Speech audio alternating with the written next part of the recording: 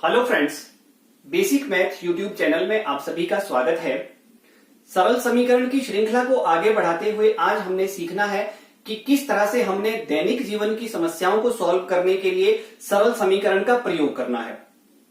लेकिन इससे पहले ये आवश्यक है कि आपको सरल समीकरण का बेसिक कॉन्सेप्ट क्लियर होना चाहिए। इसलिए यदि आपने पिछली वीडियो नहीं देखी है सरल समीकरण पार्ट 1, तो उस वीडियो को जरूर देखें, क्योंकि जब तक बेसिक कॉन्सेप्ट क्लियर नहीं होगा आज का वीडियो हमारी समझ में नहीं आएगा। आज हमने सीखना है कि किस तरह से हमने दैनिक जीवन की समस्याओं को समीकरण के रूप में लिखना है और उस समीकरण को हल करके किस तरह से हमने उन समस्याओं का सोल्यूशन फाइंड आउट करना है। एक दो एग्जांपल मैं दूंगा कि मान लीजिए हमारे पास कोई एक त्रिभुज है। इस त्रिभुज के तीनों कोण में से दो कोण हमें पता है और तीसरा कोण हमने फाइंड आउट करना है। तो तीसरे कोण को हम ज्ञात करने के लिए प्रयोग करेंगे सरल समीकरण का। एक और एग्जांपल मैं दूंगा कि मान लीजिए मेरे पास 100 रुपए है, मैंने उनको अपने 3 मित्रों में बांटना है, लेकिन इस तरह से बांटना है कि 2 मित्रों को बराबर बराबर राशि देनी है और तीसरे मित्र को 10 रुपए अधिक देने हैं। तो इस तरह की समस्याओं को सॉल्व करने के लिए हम प्रयोग करेंगे सरल समीकरण का। तो शुरू करते हैं हम आज की वीडियो।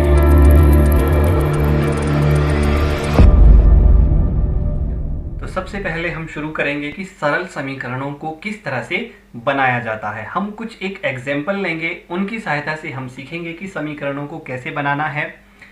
एक संख्या के 8 गुने में 4 जोड़िए, आपको 60 प्राप्त होगा। मान लीजिए इस सेंटेंस को हमने गणित के रूप में लिखना है, समीकरण के रूप में लिखना है, तो हम लिखेंगे एक संख्या के 8 गुने में। उस संख्या का हमें पता नहीं है, इसलिए उस संख्या को हम x लिखेंगे। इस संख्या का 8 गुना करना है हमने। 8 गुना मतलब 8 गुना x यानी 8x में 4 जोड़िए। इसमें अब हमने 4 जोड़ना है, आपको 60 प्राप्त होगा बराबर 60। ये बन गया है हमारे पास एक समीकरण। एक दूसरा एग्जाम्पल हम लेते हैं। किसी संख्या का 1/5 घटा 4 संख्या 3 देता है। किसी संख्या का यानी x का 1/5, x का 1/5 यानी x गुणा 1/5 अर्थात 1/5x घटा 4 माइनस 4 संख्या 3 देता है बराबर 3। एक अगला हम एग्जाम्पल लेंगे। यदि मैं किसी संख्या का 3/4 लेकर उसमें 3 जोड़ दूं तो मुझे 21 प्राप्त होता है। किसी संख्या का, कौन सी संख्या? x 3/4, x का 3/4 यानी 3/4x, उसमें 3 जोड़ दूं प्लस 3 जमा 3 तो मुझे 21 प्राप्त होता है बराबर 21। एक और एग्जाम्पल हम लेते हैं। जब मैंने किसी संख्या के दुगुने में से 11 को घटाया तो परिणाम 15 प्राप्त हुआ। किसी संख्या मतलब x, इस संख्या का दुगुना करना है 2x, 11 घटाना है -11, परिणाम 15 प्राप्त होता है बराबर 15। नेक्स्ट, यदि मैं किसी संख्या का 5/2 में से 7 निकाल दूं तो परिणाम 23 प्राप्त होता है। किसी संख्या का यानी x का 5/2, 5/2x, 7 निकालना है -7, परिणाम 23 प्राप्त होता है बराबर 23। तो इस तरह से हम सरल समीकरणों को बनाते हैं। अब हमने सीखना है हमारे दैनिक जीवन में सरल समीकरणों का प्रयोग और उन समीकरणों को हल करना। तो हम कुछ एग्जाम्पल लेंगे, उन एग्जाम्पल को हम सॉल्व करेंगे। पहला एग्जाम्पल हम एक पहेली से शुरू करते हैं। मान लीजिए एक पहेली है। मैं एक संख्या हूं, मेरी पहचान बताओ, मुझे 7 बार लो और 50 जोड़ो, एक तिहरे शतक तक पहुंचने के लिए आपको अभी भी 40 चाहिए। ये एक पहेली है। इस पहेली को हमने समीकरण की सहायता से हल करना है। तो यहां सबसे पहले एक बात ध्यान रखना है, जो संख्या हमें पता नहीं है और उस संख्या को हमने पता करना है, उसे हम x मानकर चलेंगे। तो हम सबसे पहले यहां लिखेंगे कि मान लीजिए संख्या बराबर x। वह संख्या जो हमने ज्ञात करनी है उसको हमने x मान लिया। अब क्वेश्चन के अनुसार हमने आगे चलते जाना है।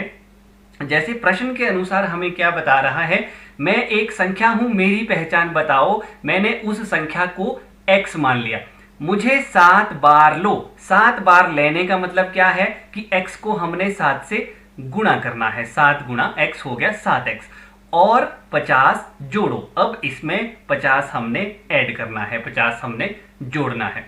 एक तिहरे शतक तक पहुंचने के लिए हमने, तिहरे शतक मतलब 300 तक पहुंचना है। आपको अभी भी 40 चाहिए, यानी 300 तक पहुंचने के लिए हमें 40 की आवश्यकता और है, अर्थात ये 300 से 40 कम है। तो हम लिखेंगे 300 माइनस 40। ये हमारा इक्वेशन बन गया है, एक सरल समीकरण बन गया है। अब इस समीकरण को हम हल करेंगे। समीकरण को हल करना हमने पिछली वीडियो में सीखा था। सबसे पहला काम हमारा क्या होता है, हम बीच में बराबर लगाएंगे, चर और अचर को अलग अलग करेंगे। 7x का हमने 7x लिखा, बराबर से पहले हमने x वाली संख्याएं लिखनी है। 300 का हमने 300 लिखा, और -40 का हमने -40 लिखा।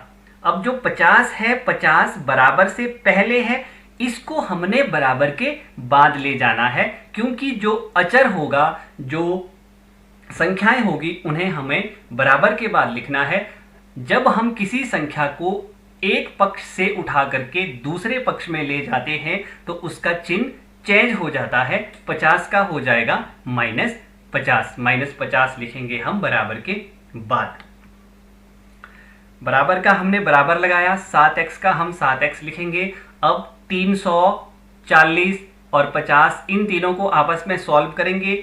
300 में से 40 गया 260, 260 में से 50 गया 210।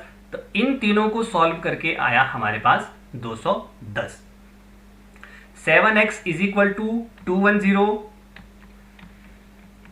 x का मान ज्ञात करने के लिए हम क्या करते हैं, जो x का गुणांक होता है, x के साथ जो संख्या होती है वो बराबर के बाद जाके बटे के नीचे हम लिखते हैं। तो ये बना x बराबर 210 बटे 7। अब यहां अगर ये सिंप्लीफाई होता है तो हमने इसको सिंप्लीफाई करना है। 7 एकम 7, 7 गुणा 30 हुआ 210, तो x बराबर 30 के बराबर आ गया। यानी जो पहेली थी, पहेली को हमने सॉल्व कर लिया। जो संख्या हमने ज्ञात करनी थी वो संख्या आ गई हमारे पास 30, इसलिए संख्या बराबर x बराबर 30। अगर हमने जांच करनी है कि हमने क्वेश्चन को सही किया है या गलत किया है, तो हम क्वेश्चन के शुरू से फिर से चलेंगे। मैं एक संख्या हूं, मेरी पहचान बताओ। तो वो संख्या हमने ज्ञात कर ली 30, मुझे 7 बार लो। 30 को जब हम 7 बार लेंगे तो वो आएगा 7 21 यानी 210, और 50 जोड़ो। 210 में जब हम 50 जोड़ेंगे तो ये कितना आएगा 260। एक तिहरे शतक तक पहुंचने के लिए यानी 300 तक पहुंचने के लिए आपको अभी भी 40 चाहिए। हम देखते हैं अगर हमने 300 तक पहुंचना है तो 260 के साथ 40 और चाहिए। इस तरह से हमने जांच भी कर ली है कि हमने जो पहेली है उसको सही से सॉल्व किया है, अपने क्वेश्चन को हमने सही से सॉल्व कर लिया है। एक और एग्जाम्पल लेकर हम चलते हैं। 3 लगातार पूर्णांकों का योग 51 है, पूर्णांक ज्ञात करो। अब यहां पर 3 पूर्णांक है जिनको हमने ज्ञात करना है। इससे पहले हमने सीखा था कि यदि कोई एक संख्या ज्ञात करनी हो तो उसे हम x मान लेते हैं, लेकिन यहां पर हमने 3 पूर्णांक ज्ञात करने हैं। तो किस तरह से हम यहां पर मानेंगे इसे, सबसे पहले हम लिखेंगे माना पहला पूर्णांक बराबर x। पहले पूर्णांक को हमने x मान लिया। अब जो दूसरा और तीसरा पूर्णांक हमने ज्ञात करना है उसे हम क्वेश्चन की कंडीशन के हिसाब से लिखेंगे। हमें क्वेश्चन में क्या बता रहा है कि 3 लगातार पूर्णांक है, अर्थात एक पूर्णांक यदि 2 है तो दूसरा पूर्णांक 3 होगा, तीसरा पूर्णांक 4 होगा। एक पूर्णांक यदि 10 है तो दूसरा पूर्णांक 11 होगा, तीसरा पूर्णांक 12 होगा। यानी जो दूसरा पूर्णांक होगा वो पहले से 1 ज्यादा होगा, और जो दूसरा पूर्णांक होगा वो पहले से 2 अधिक होगा। तो हम लिखेंगे दूसरा पूर्णांक बराबर x जमा 1, यानी x से 1 ज्यादा, और तीसरा पूर्णांक हम लिखेंगे x जमा 2, यानी पहले पूर्णांक से 2 अधिक। अब यहां हमने तीनों पूर्णांक लिख लिए हैं। अब क्वेश्चन के अनुसार, प्रश्न के अनुसार हमें बता रहा है कि तीनों पूर्णांकों का योगफल 51 है। पहला पूर्णांक हमने x लिखा, दूसरा पूर्णांक हमने x जमा 1 लिखा, तीसरा पूर्णांक हमने x जमा 2 लिखा। प्रश्न के अनुसार इन तीनों का जो योगफल है, हम इन तीनों का योगफल करेंगे, वो किसके बराबर है? 51 के बराबर। हमने बराबर 51 लिखा। अब ये इक्वेशन बन गई है। इस इक्वेशन को हमने सॉल्व करना है, इसके चर और अचर को अलग अलग करके। सबसे पहले x वाली संख्याएं हैं, इन्हें हमने बराबर से पहले लिखना है। तो हम लिखेंगे x plus x plus x और बराबर के बाद 51 का हम 51 लिखेंगे क्योंकि ये अपनी जगह पर है। अब समीकरण की जो बाकी बची हुई संख्याएं हैं, जैसे 1 है और 2 है, इन्हें जब हम बराबर के बाद ले जाएंगे, इनका पक्ष जब हम चेंज करेंगे तो इनका चिन्ह भी चेंज हो जाएगा। 1 का -1 हो जाएगा और 2 का -2 हो जाएगा। अब चर को हमने आपस में सॉल्व करना है और अचर को हमने आपस में सॉल्व करना है। x प्लस x ये हुआ 3x और बराबर के बाद था 51 -1 -2, 51 में से 1 गया 50, 50 में से 2 गया 48, तो बराबर के बाद आया 48। x का मान ज्ञात करने के लिए हम जो x का गुणांक होता है, x से पहले जो संख्या होती है, इसे हम बराबर के बाद बटे के नीचे लिखते हैं। तो x बराबर ये बना 48/3। अब ये यहां पर सिंप्लीफाई होता है तो इसे हम सिंप्लीफाई करेंगे। 3 एकम 3, 16 तिये 48, x बराबर 16। x का मान हमने ज्ञात कर लिया। अब क्वेश्चन के शुरू में हमने फिर से जाना है। जो पहला पूर्णांक है वो x था, इसलिए पहला पूर्णांक बराबर x बराबर 16। दूसरा पूर्णांक था x प्लस 1 यानी 16 जमा 1 17 हो गया और तीसरा पूर्णांक x जमा 2 यानी 16 जमा 2 18 के बराबर हो गया। इस तरह से हमने तीनों पूर्णांकों को ज्ञात कर लिया। अब एक और एग्जाम्पल लेकर के हम चलते हैं। दो संख्याओं का अनुपात 5:3 है। यदि उनमें अंतर 18 है तो संख्याएं ज्ञात करो। यहां पर हमने दो संख्याएं ज्ञात करनी है, तो दोनों संख्याओं को हम क्वेश्चन के हिसाब से मानकर चलेंगे। अब यहां ध्यान रखना है, जब भी हमें अनुपात दिया हो, जैसे यहां दो संख्याओं का अनुपात दिया था, तो पहली संख्या को हम 5x मानकर चलेंगे और दूसरी संख्या को 3x मानकर चलेंगे। यानी जितना अनुपात दिया होगा उसी हिसाब से हमने संख्याओं को मान करके चलना है। तो पहली संख्या होगी 5x और दूसरी संख्या होगी 3x। अब यदि उदाहरण के लिए मान लीजिए अनुपात 4:5 है, तो हमने पहली संख्या को 4x मानना है और दूसरी संख्या को 5x मानना है। चलिए समीकरण को आगे करते हैं हम। पहली संख्या 5x है, दूसरी संख्या 3x है। प्रश्न के अनुसार हमें क्या बता रहा है? यदि उनमें अंतर 18 है, दोनों संख्याओं का अंतर 18 है, अर्थात 5x में से यदि हम 3x को माइनस करेंगे तो घटा करके आएगा 18। तो ये बना 5x - 3x, 5x - 3x बराबर 18। इक्वेशन बन गई है, समीकरण बन गया है। इस समीकरण को अब हम हल करेंगे। सिंपल सा इक्वेशन, सिंपल सा समीकरण है। 5x - 3x ये आया 2x और बराबर के बाद 18 का 18। जब हमने x का मान ज्ञात करना है तो x होगा 18 और जो x का गुणांक है वो बटे के नीचे 18/2। ये सिंप्लीफाई होता है तो इसको हम सिंप्लीफाई करेंगे। 2 एकम 2, 9 दूणे 18। तो x किसके बराबर आ गया? 9 के बराबर। अब हमारा क्वेश्चन यहीं पर खत्म नहीं होता है, हमने दोनों संख्याएं ज्ञात करनी है। हम क्वेश्चन के शुरू में फिर से जाएंगे। तो जो पहली संख्या थी वो थी 5x यानी 5 गुणा x, 5 गुणा 9, 9 पंजे 45। पहली संख्या हमने 45 ज्ञात कर ली है। और जो दूसरी संख्या थी 3x यानी 3 गुणा x, 3 गुणा 9 यानी 9 तिये 27। तो दोनों संख्याएं हमने ज्ञात कर ली है। पहली संख्या 45 है और दूसरी संख्या। एक और एग्जाम्पल लेकर चलते हैं। किसी त्रिभुज में कोणों का अनुपात 2:3:4 है। त्रिभुज के तीनों कोणों को ज्ञात करो। यहाँ पर त्रिभुज के तीनों कोण हमने ज्ञात करने हैं। जैसा हमने पिछले एग्जाम्पल में किया था कि यदि जब भी अनुपात दिया हो, जैसे यहाँ 3 कोणों का अनुपात दिया है, हमने पहले कोण को 2x मानना है, दूसरे कोण को 3x और तीसरे कोण को 4x मानकर चलना है। तो हम सबसे पहले लिखेंगे, माना त्रिभुज का पहला कोण बराबर है 2x, दूसरा कोण बराबर है 3x और तीसरा कोण बराबर है 4x। यहाँ हमें ये समझना है कि 2x, 3x और 4x हमने क्यों इसको माना, क्योंकि अनुपात 2:3:4 दिया था। अब यहाँ क्वेश्चन में हमें कुछ भी नहीं दिया है, सिर्फ कोणों का अनुपात दिया था। अब इससे आगे हम कैसे करेंगे? अब हम यहाँ पर एक कॉन्सेप्ट का प्रयोग करेंगे कि त्रिभुज के तीनों कोण।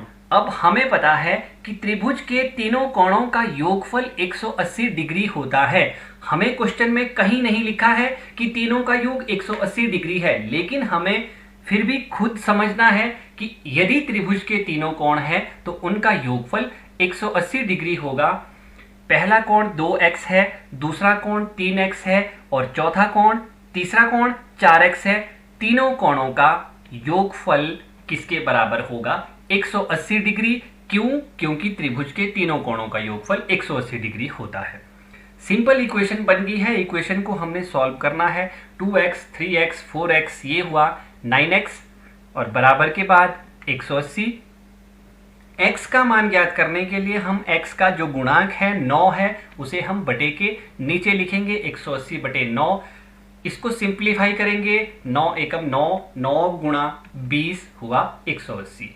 x आया हमारे पास 20 के बराबर। लेकिन क्वेश्चन हमारा यहीं पर समाप्त नहीं होता है, हमने क्वेश्चन के शुरू में जाना है। अब त्रिभुज का जो पहला कोण है हम लिखेंगे, त्रिभुज का पहला कोण बराबर है 2x।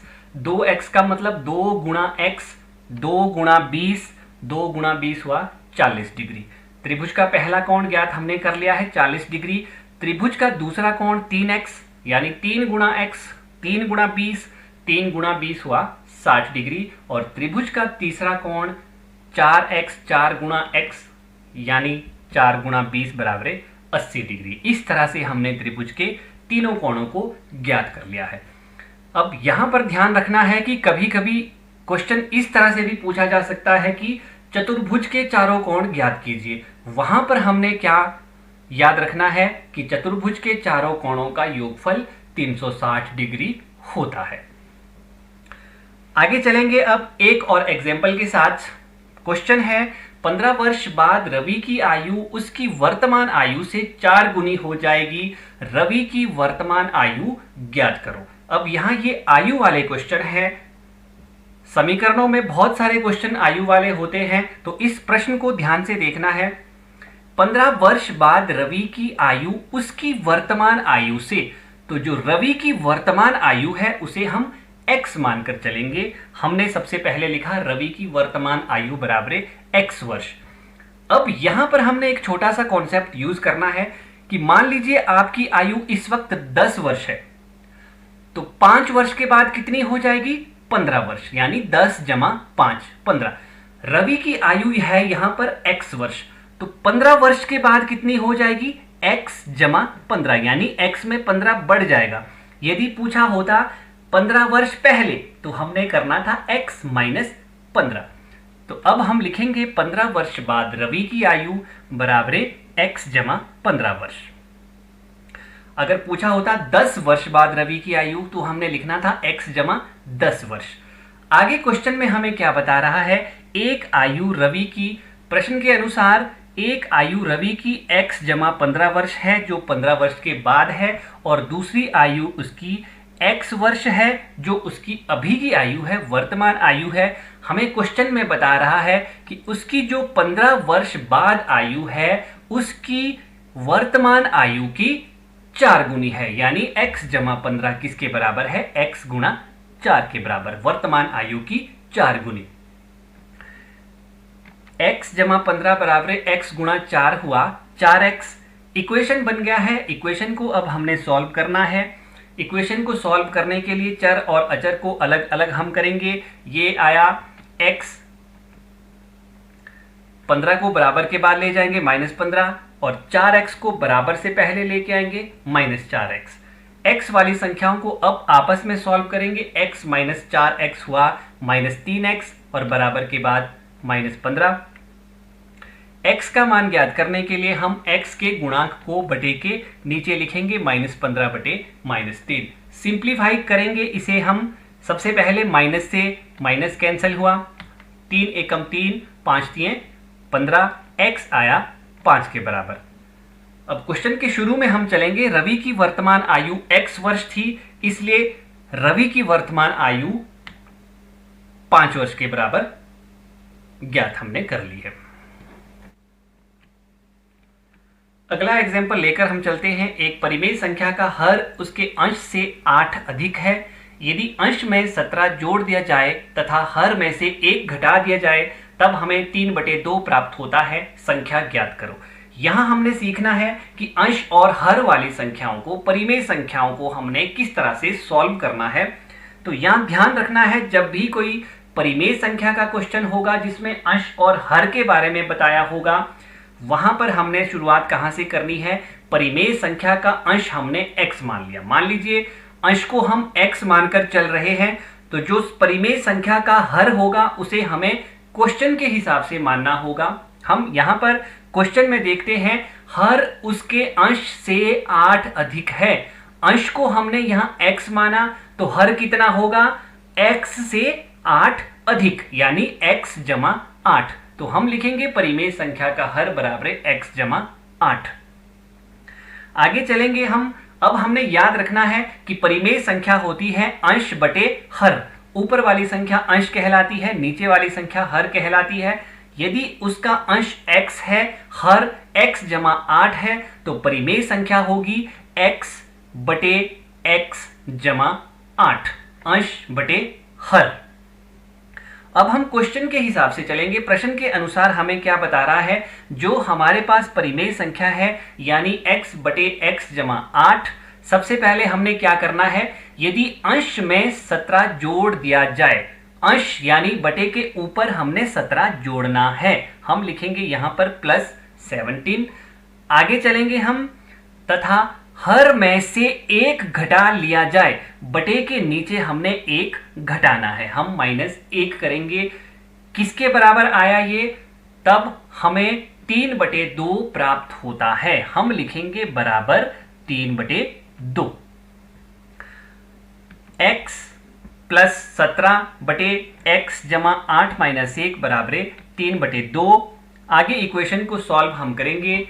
x जमा 17 बटे x जमा 7, x जमा 8 - 1 था, 8 - 1 हमने घटाया, ये आया 7 बराबर 3/2।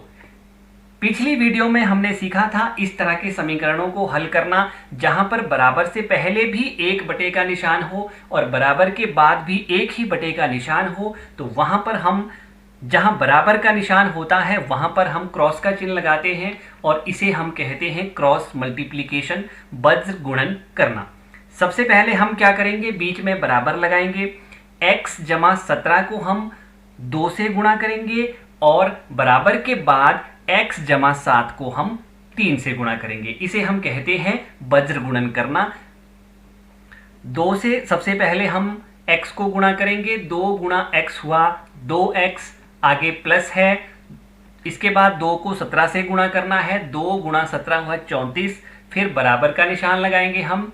बराबर के बाद 3 से हमने सबसे पहले x को गुणा करना है, 3x, आगे प्लस है, इसके बाद 3 से 7 को गुणा करना है, 3 गुणा 7 21 हुआ।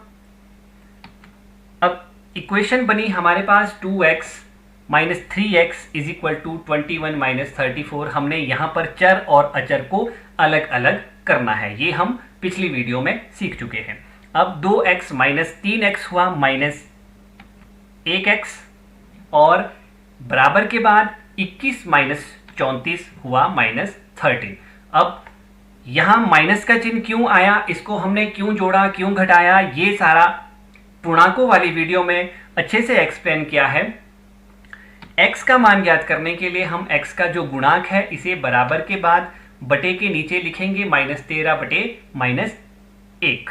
अब यहां माइनस से माइनस कैंसिल हुआ, तो x आया हमारे पास 13 के बराबर। अब क्वेश्चन के शुरू में हम चलेंगे, परिमेय संख्या का अंश x के बराबर था, हम लिखेंगे इसलिए परिमेय संख्या का अंश बराबर है x बराबर है 13, और परिमेय संख्या का हर था x जमा 8, परिमेय संख्या का हर आएगा 13 जमा 8, 13 जमा 8 हुआ 21, और परिमेय संख्या होती है अंश बटे हर, तो परिमेय संख्या हुई 13 बटे 21। इस तरह से हमने परिमेय संख्या वाले क्वेश्चन को सॉल्व करना है। आज की वीडियो में बस इतना ही। सरल समीकरण से संबंधित आपकी कोई भी प्रश्न हो, कोई भी शंकाएं हो, तो वीडियो के कमेंट सेक्शन में आप कमेंट करके लिख सकते हैं, या फिर व्हाट्सएप के माध्यम से भी जुड़ सकते हैं नंबर 9459236388, और you can email at basicmathematics1234 @gmail.com।